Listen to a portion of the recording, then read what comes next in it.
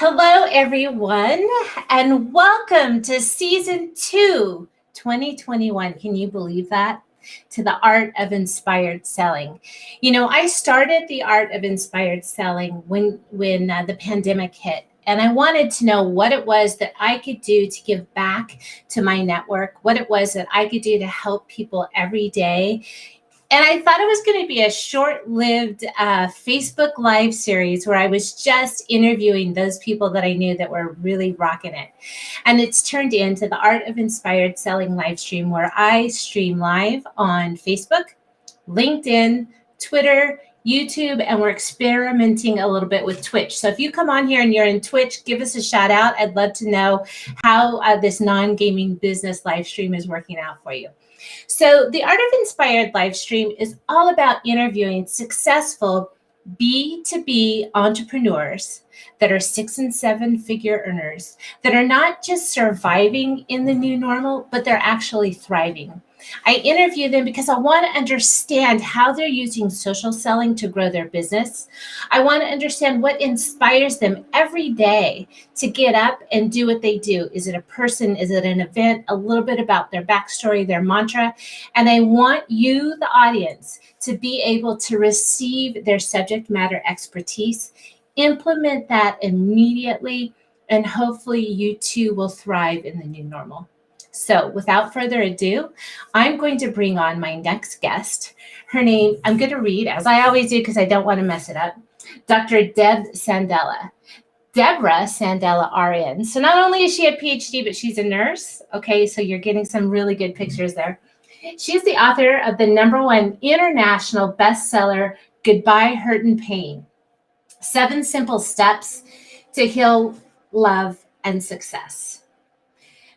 To health, love, and success. She's an award-winning psychotherapist, university professor, and the originator of the groundbreaking RIM method, which is a heavily backed neuroscience tool proven to reduce stress and improve quality of life. She's been featured in media, including USA Today, CBS, CNN. She frequently shares the stage with Jack Canfield, Chicken Soup of the Soul, and is co-author of their Awakening Power meditation program.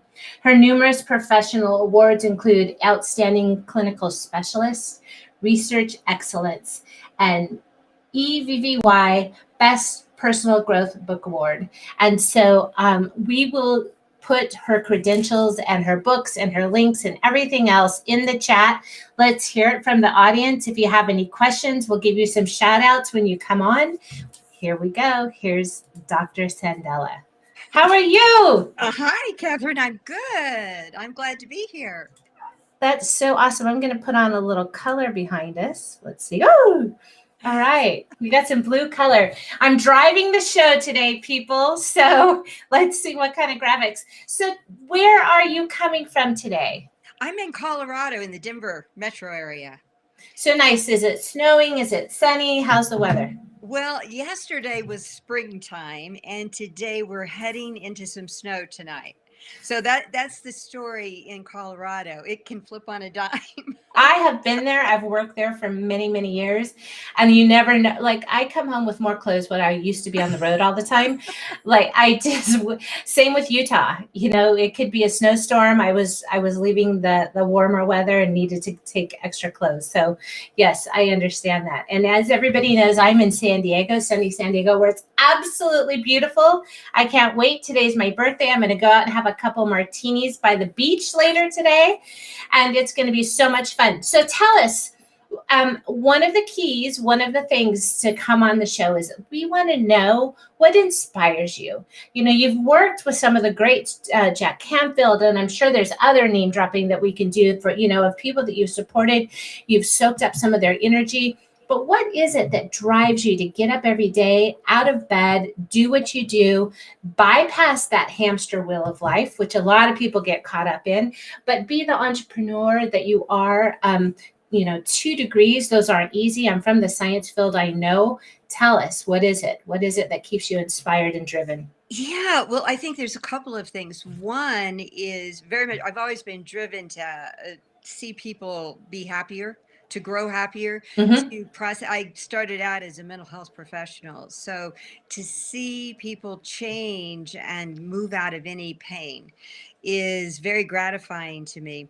And at the same time, I love being creative.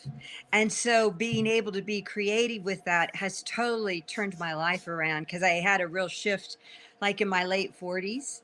Mm-hmm. When I shifted from being a mental health professional to whatever came next. Do you think it happens to I feel maybe like I had that shift too, and I know there's other people that in this pandemic are really having that shift. But Right. from any research that you've done, since you have a mental health background, is that when people start to talk about midlife crisis, Mhm. where maybe you've raised some children, or you're like, what's next? Like, I've been on this hamster wheel, as I just say. It's not gratifying. It's not filling me up inside. I'm not able to give to the universe or the world. Like, what kind of thoughts were you having? Well, I would say yes, that's all true.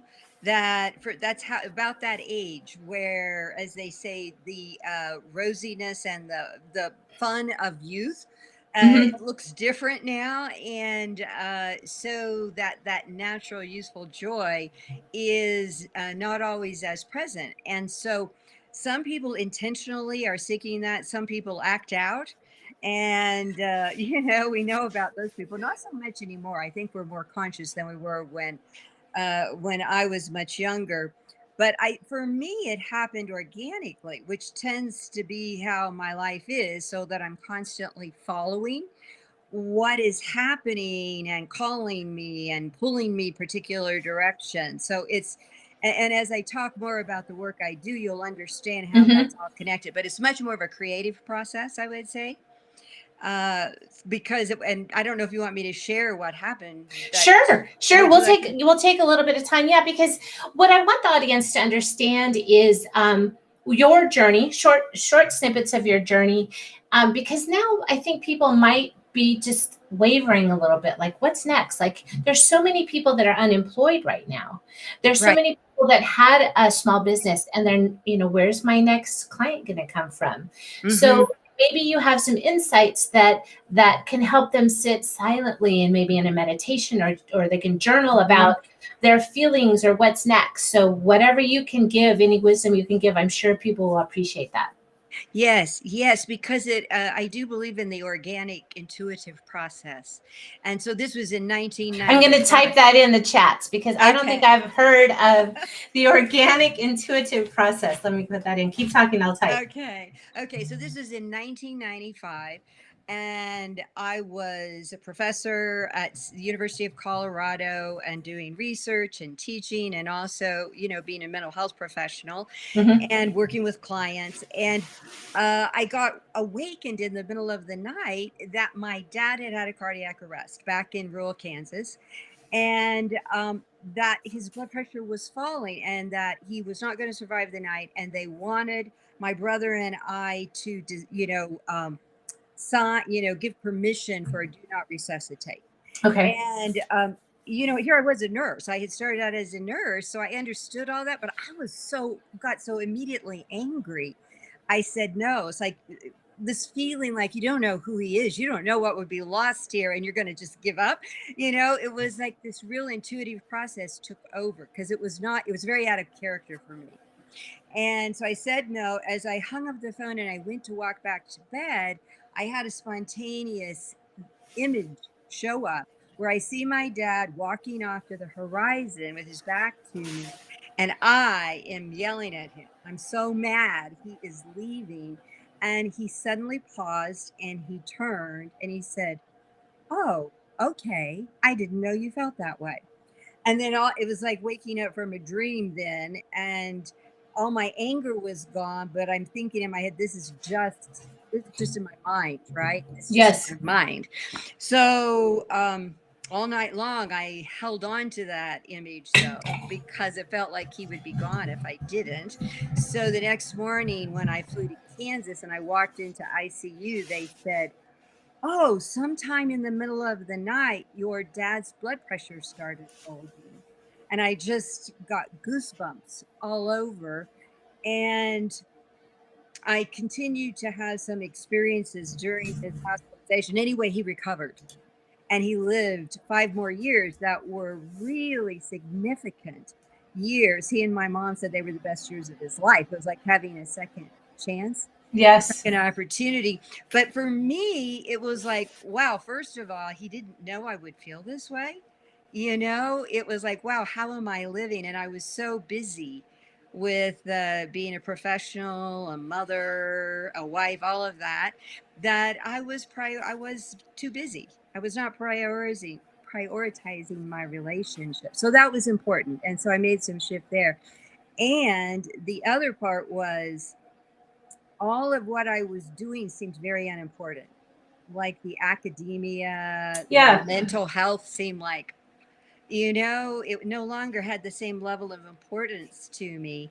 And I started pursuing what was this that happened that connected me with him. I was just really curious. I wanted to be able to harness it for intentional healing because it felt like it was really what kept him here.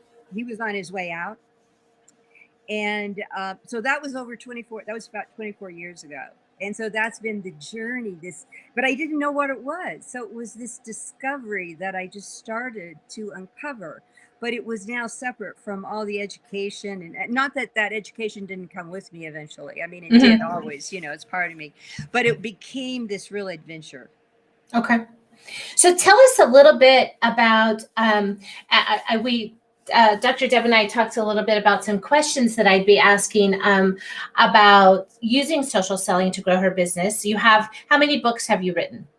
2. So I see them kind of on the shelf.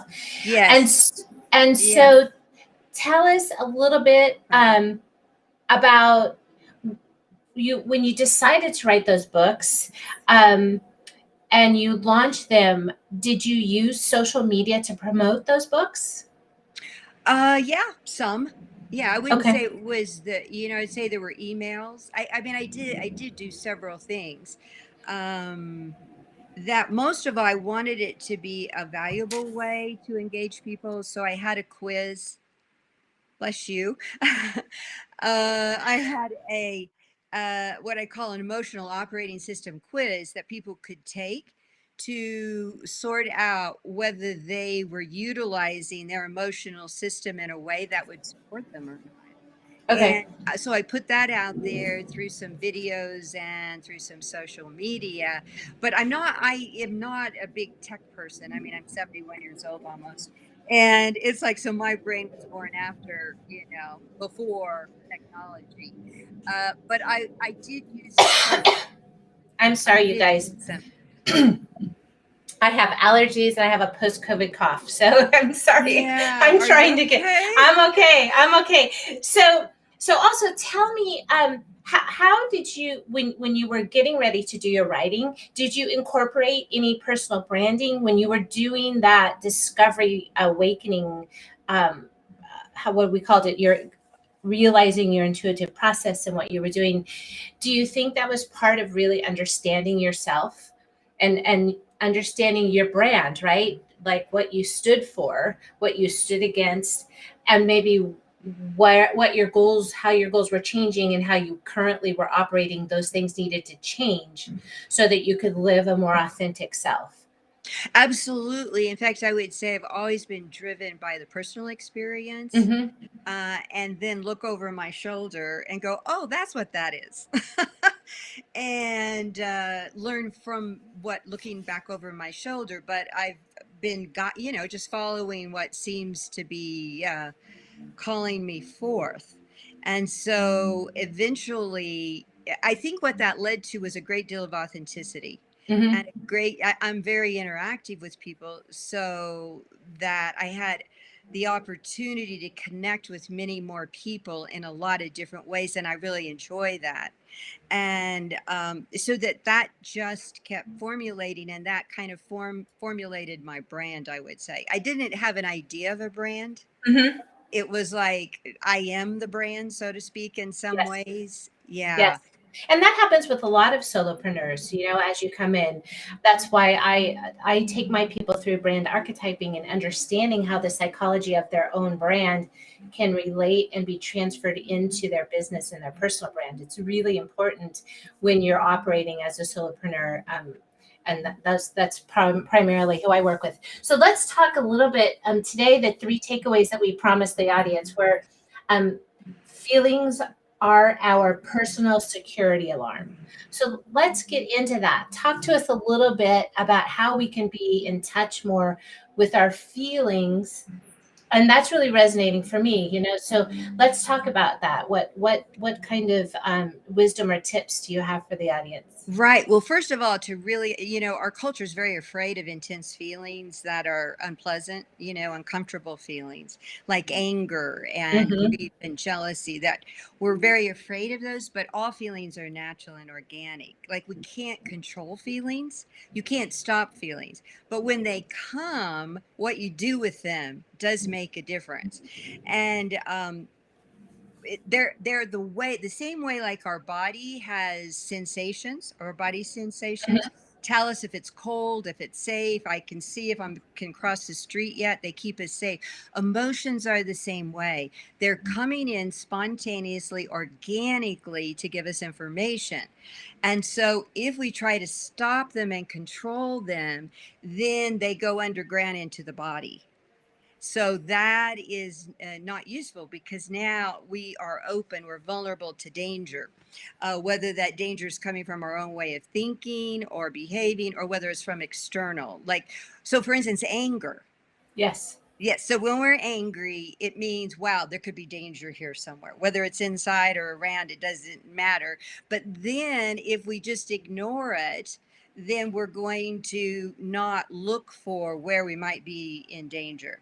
If we think every time we're angry that it's true, there's danger, then we're going to not trust the world very much. So it's that, you have to pay attention when there's anger, is to process it, to deal with it, to really investigate, well, what is this about? What am I, instead of shutting it down? Because a lot of people just shut down their anger.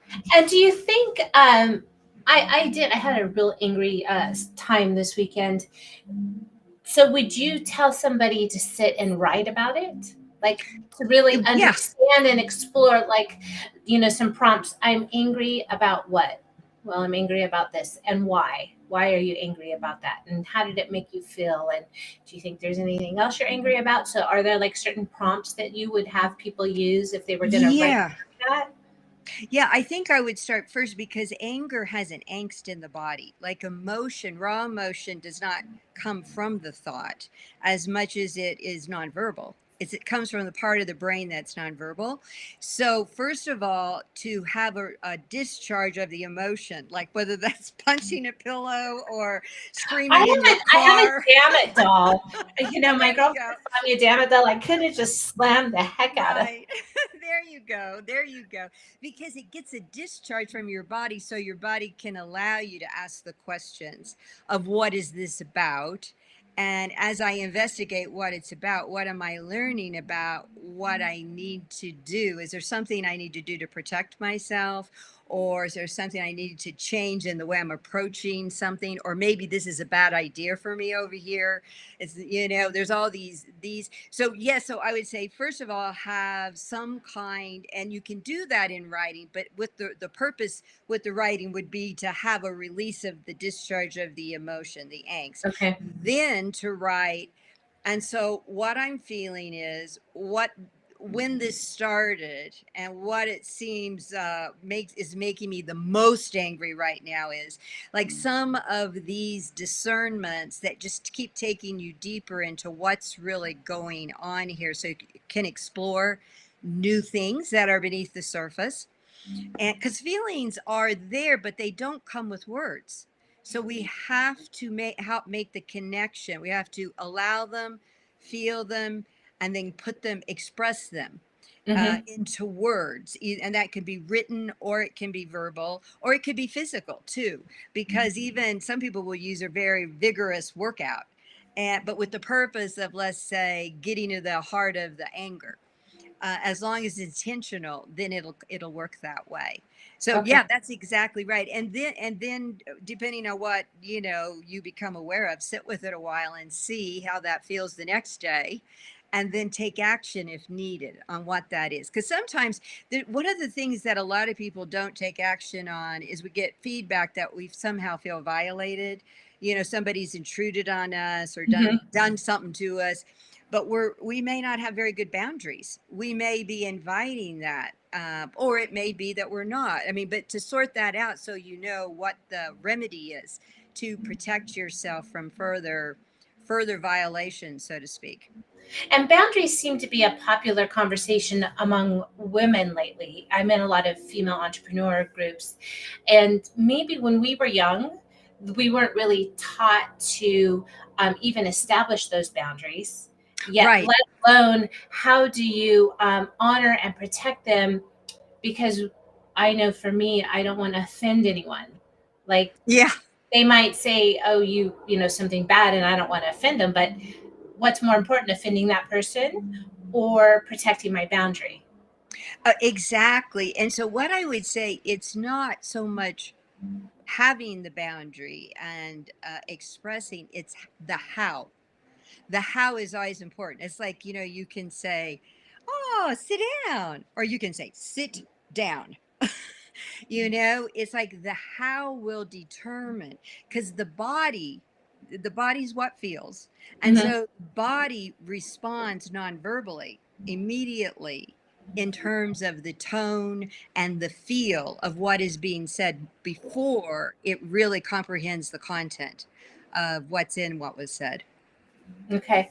So, the personal security alarm. So, is there any other things you want to touch on that before we move over to our second topic?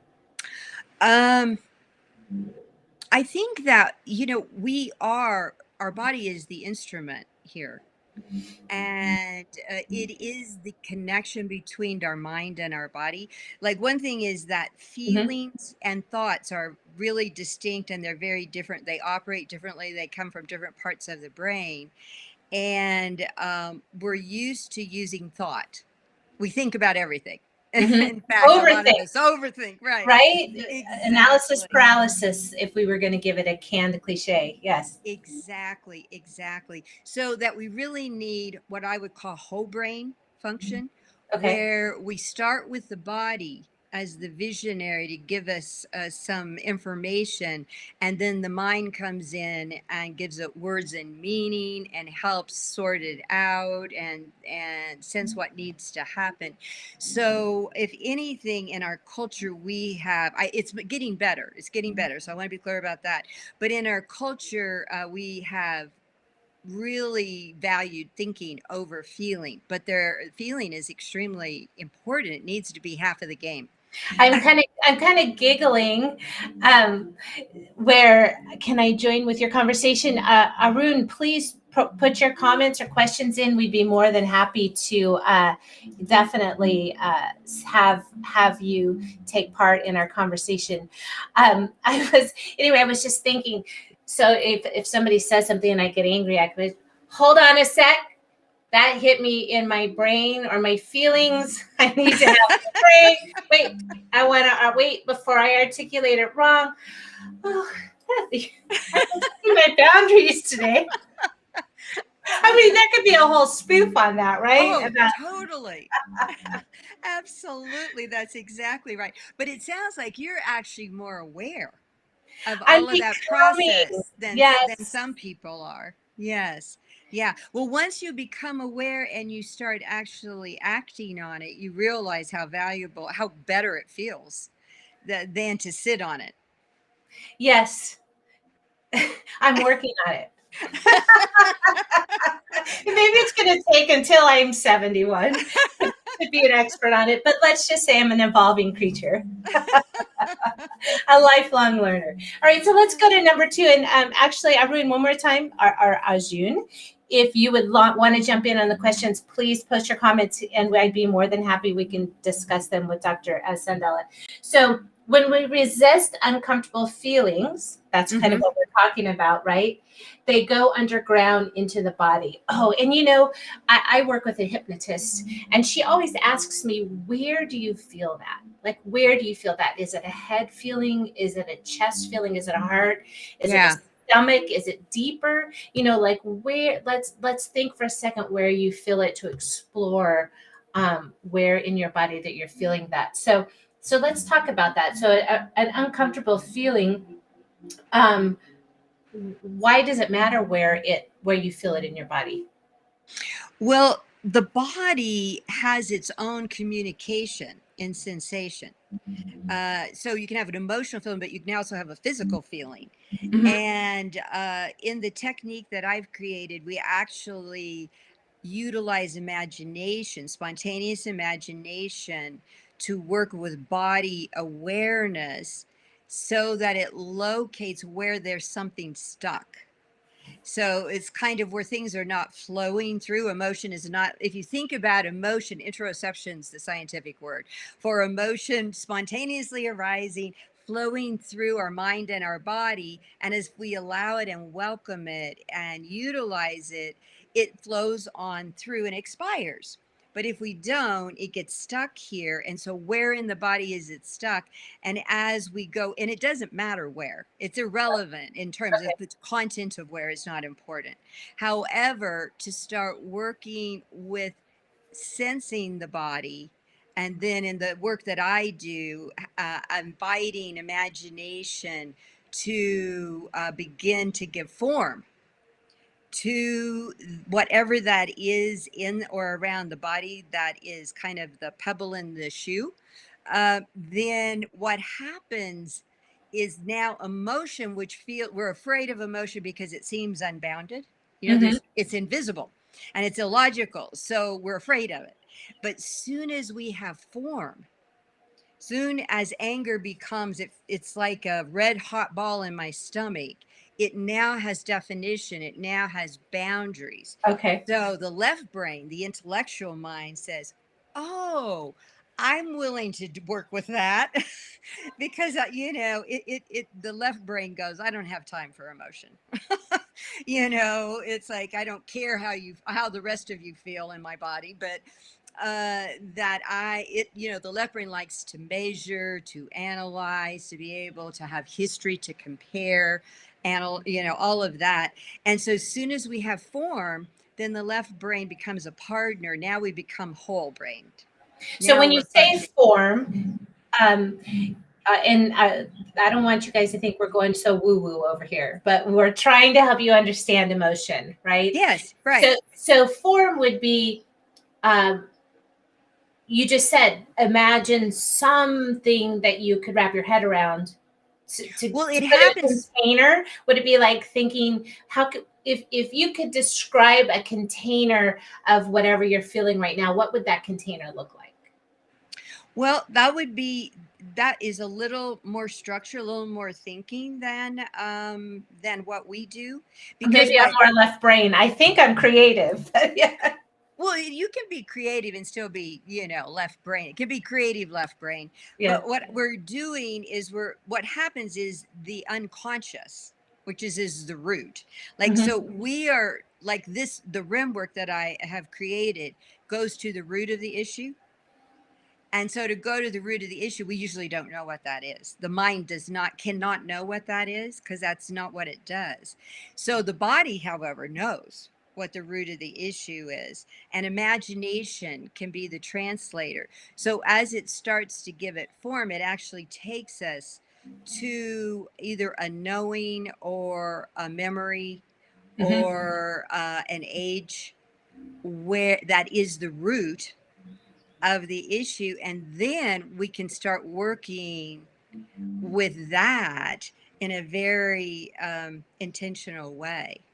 That's great. Great stuff. You should meet my hypnotist. Do you do the hypnotic work? Those are kind of Well, some the of the rim. things she does with me too. We go back to a place. Yeah, yeah. So the rim work is probably more organic than that, more it's not protocol driven, but it is using that state of mind because we close our eyes. Mm-hmm.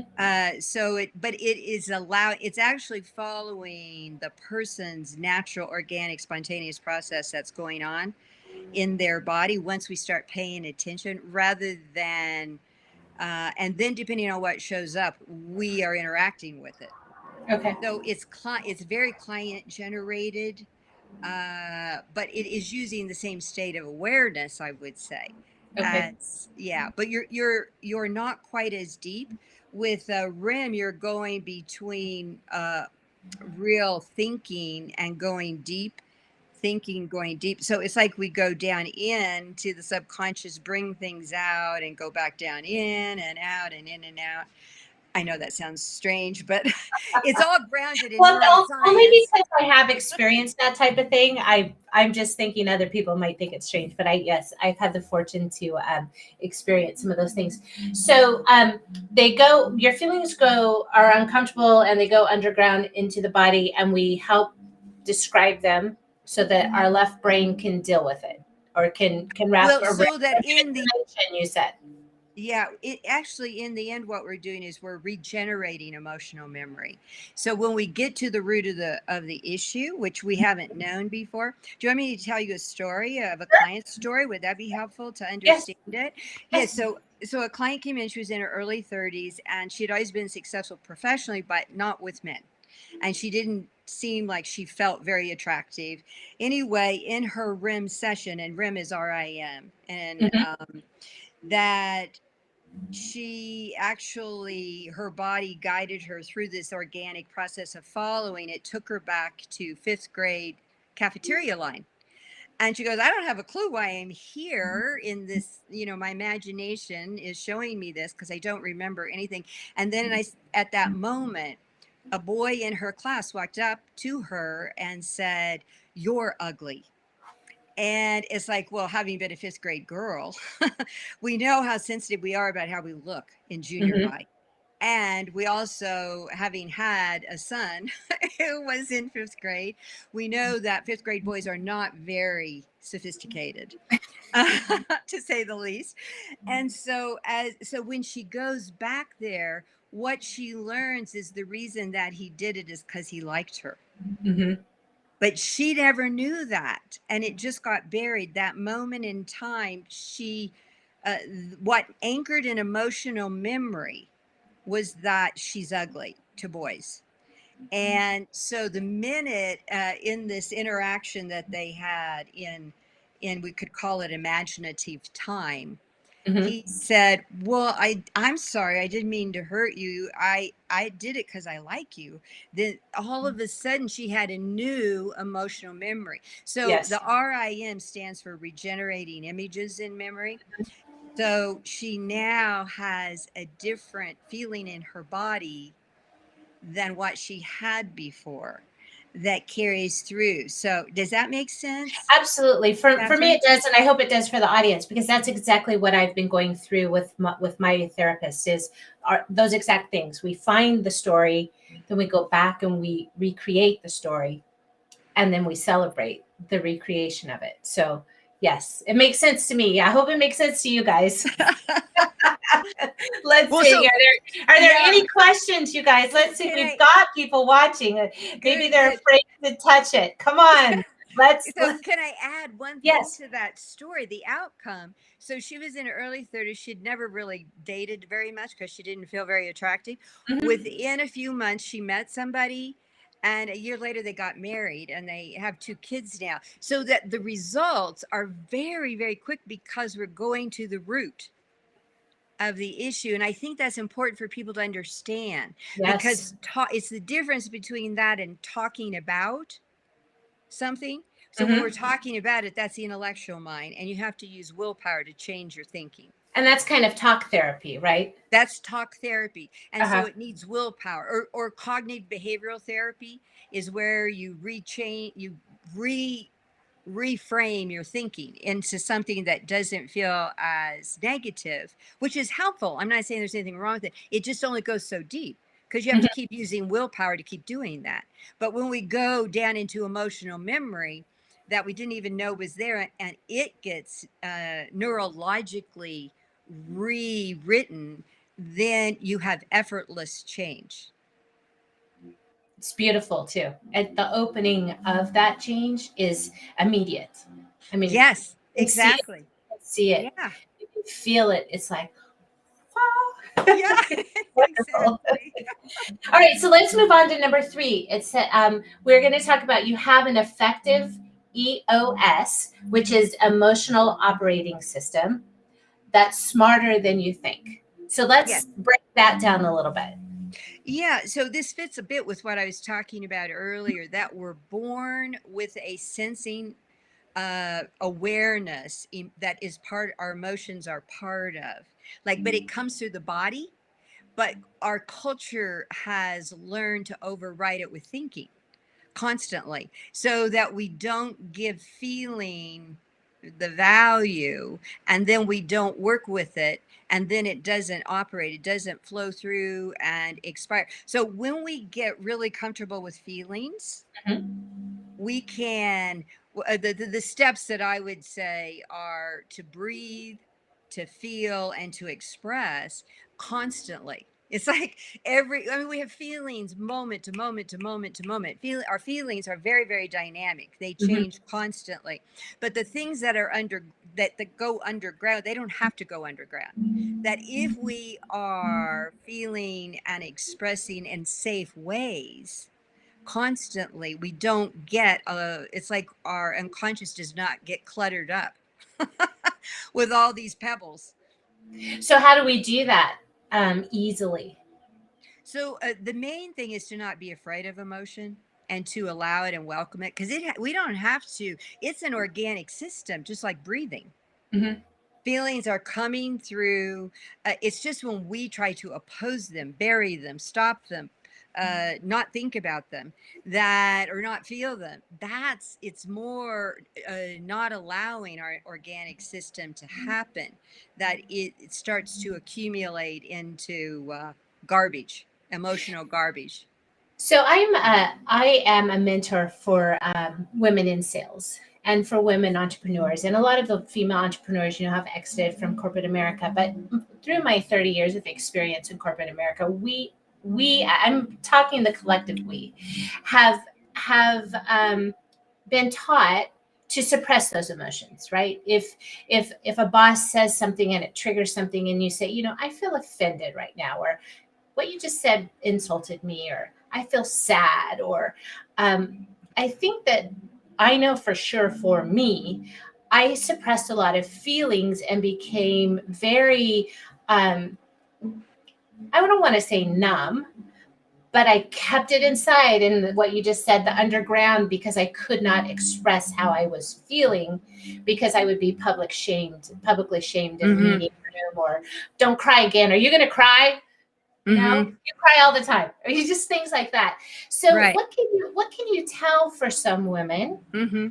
Now, maybe men, maybe there's some men out there that are sensitive as well, that are some skills that will help them if they have a boss, or a supervisor, or even a client, because my audience is, they are entrepreneurs that might have offended them or something. What's a tool that they could use to immediately take that information in, that would help them process it maybe at a later time? Because right at that moment, like I said, I don't know that you could say to a supervisor, wait, that hit me in the head. I gotta process it before I react to you. I don't want to, you know what I mean? Give us a tool. Well, actually, what you're saying is pretty close. So first of all, because part of it is the expression needs to be safe.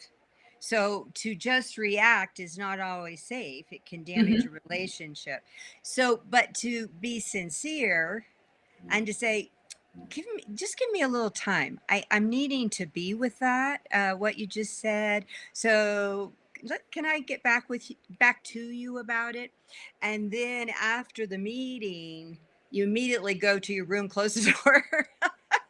Have your And damn it doll that you just beat against the wall, right? yeah, no, then you really do. And you can do it just writing, but you really, it's an uncensored writing so that the emotions are really allowed, and you can say whatever you want because you're going to tear that up. And then you're going to write again. So what this is all about for me. And frequently what it is it's a repetition of something from childhood.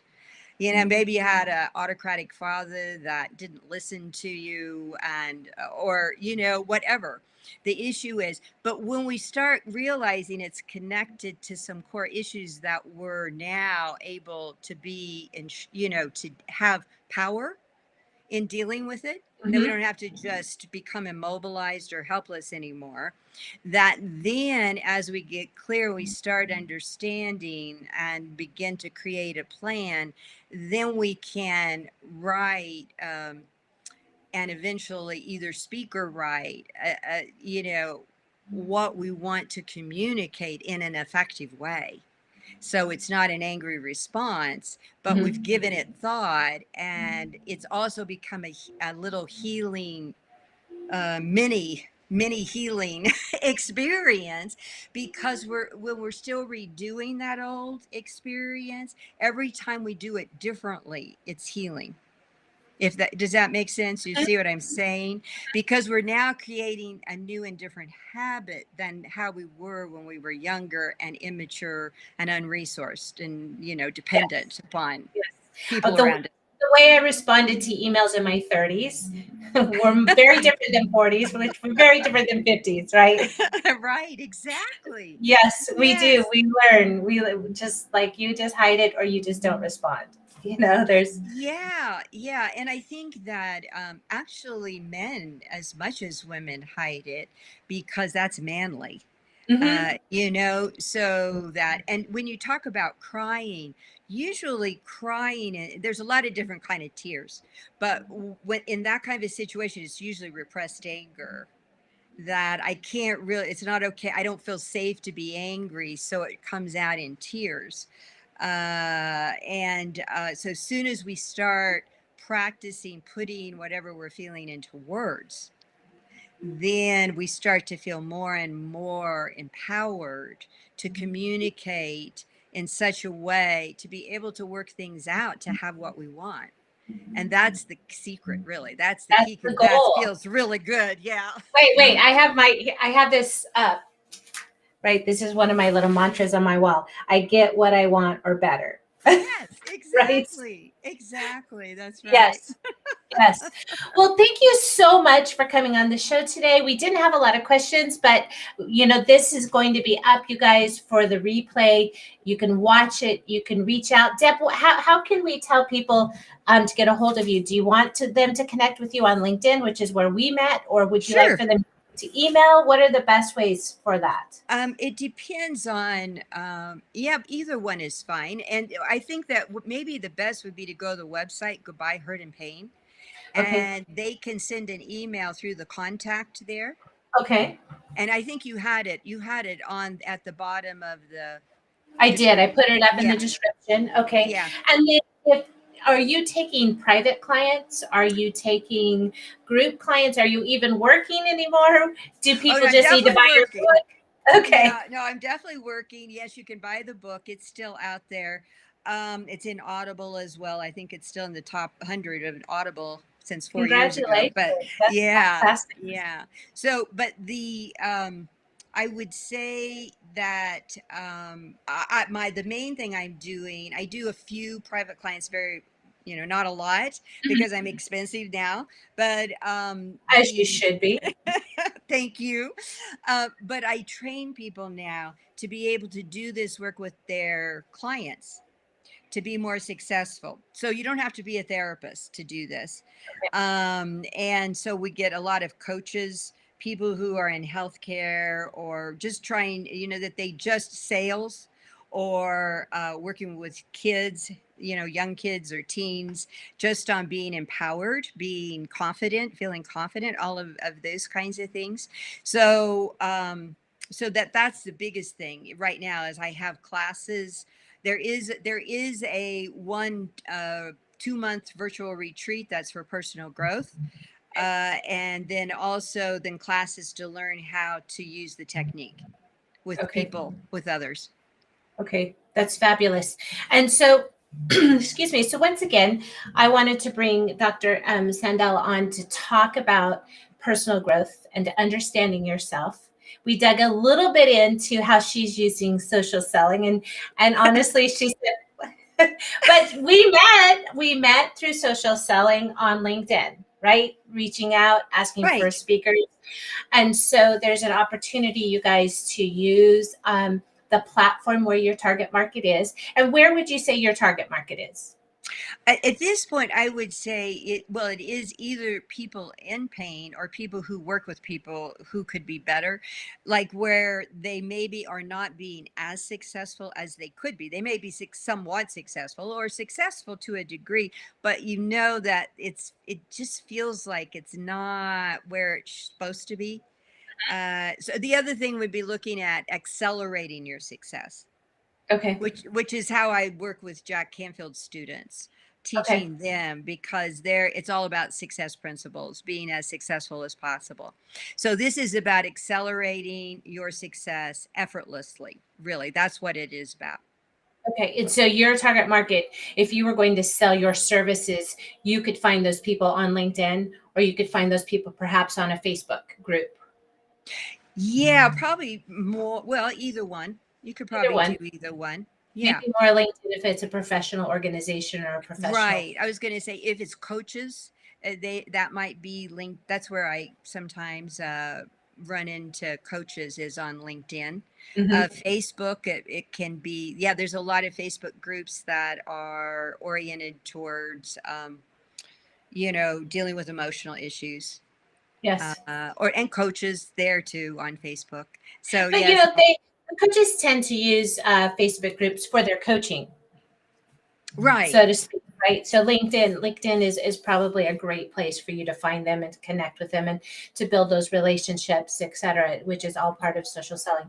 So once again, you guys, thank you so much for tuning in. Thank you for watching the replay. If you're here, Catherine Evans, host of the oh my gosh, I have COVID brain. So if you guys hear me on shows and I totally freeze, I had COVID, and now like my brain's like, what the hell is my name?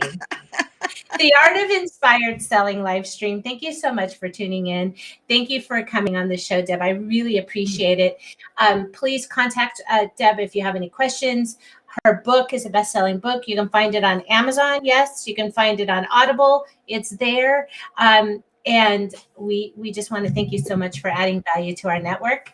And stay on the show real quick. We will be back next week with another episode of The Art of Inspired Selling. Thank you so much for spending my birthday hour with me, everybody. Cheers. And I'm going to